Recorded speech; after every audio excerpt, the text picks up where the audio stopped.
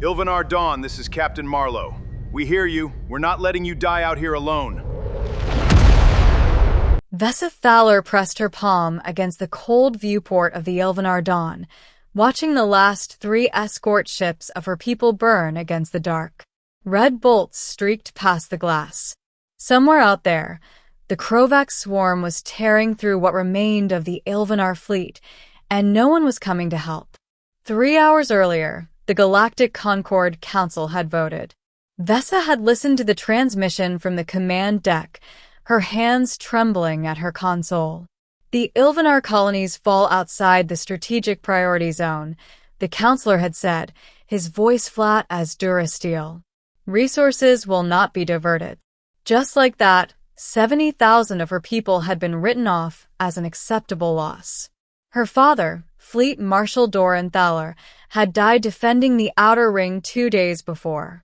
Now Vessa, barely 26 and thrust into command of the last flagship, watched his life's work collapse around her. "Captain, hull breach on Deck 4, her tactical officer, Reeve Sanic, called out. "We're losing atmosphere." "Seal it," Vessa ordered, though she knew sealing one breach meant nothing when the whole ship was dying by inches. She keyed the comm one final time, broadcasting on every frequency she had left. "This is the Ilvanar Dawn, last vessel of the Thala line. We are under attack and have no support. If anyone can hear this, anyone, we need help." Static answered her. Then, static broken by a voice. "Ilvanar Dawn, this is Captain Ezra Marlowe of the UES Kindred Star. We hear you. We're 7 minutes out. Hold your position." Vessa gripped the console. "Captain Marlowe, the Concord Council denied our petition for aid. You are not obligated." "Ma'am." Ezra cut in, and even through the static, she could hear the steel in it. "The Council doesn't fly my ship." "I do. We stand with you.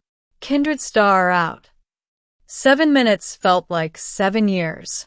Vessa watched 2 more of her escorts crumble into fire and debris. She had almost given the order to abandon ship when the void tore open with the blue flare of a human jump drive, and the Kindred Star, a battered, scarred vessel with the insignia of the free human fleet painted across her hull, burst into the battlefield like a blade drawn from its sheath. The Kindred Star was not a warship built for glory. She was a supply cruiser retrofitted with salvaged cannons, patched together by a crew who had fought their own war for survival a generation ago.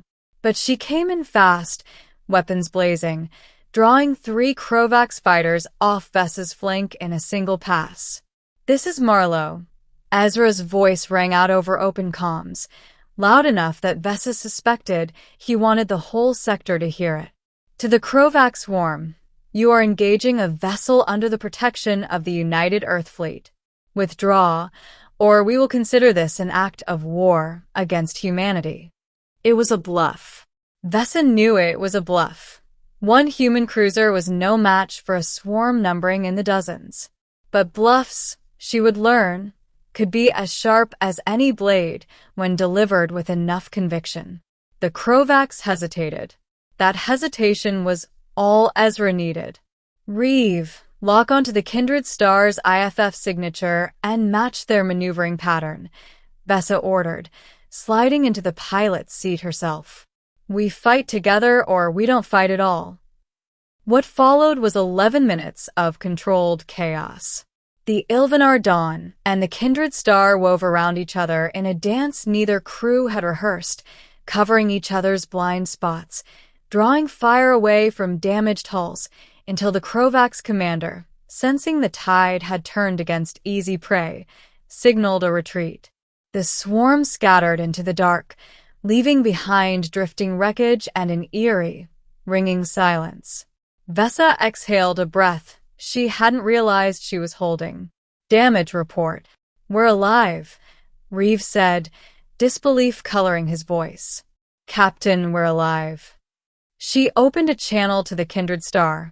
On her screen appeared a man in his early 40s, sandy-haired, a fresh cut above his eyebrow, wearing a uniform that had clearly seen better decades. Captain Ezra Marlowe looked exhausted, but he was smiling. "Permission to dock, Ilvanar Dawn?" he asked. "Figured your medical bay's better stocked than mine."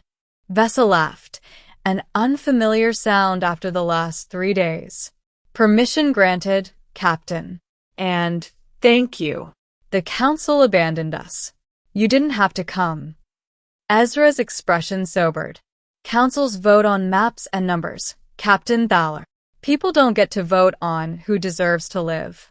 My crew decided a long time ago, when someone calls for help, you go. Doesn't matter whose flag they fly." 3 days later, aboard the docked ships now anchored together at a quiet nebula outpost, Vessa stood before the combined crews, Ilvanar survivors and the ragged human volunteers who had turned their supply ship into a lifeline. She held up the recovered black box from her father's flagship, the Ilvanar Pride, salvaged from the wreckage the Kindred Star had helped retrieve. "My father believed the galaxy had forgotten how to stand for anyone but itself," she said, her voice carrying across the hangar bay. "He was wrong about one thing. It only takes one ship, one captain, one choice to matter more than the size of the fleet behind it." Ezra stepped up beside her, raising a cup of recycled coffee in salute. "To the Ilvanar Dawn, and everyone who still answers a call for help."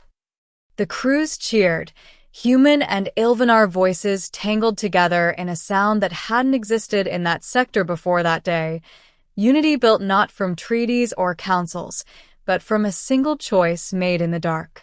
Vessa Thalor looked out at the stars, no longer abandoned, and for the first time since her father's death, allowed herself to believe the galaxy could still be worth saving, one ship, one choice, one voice at a time.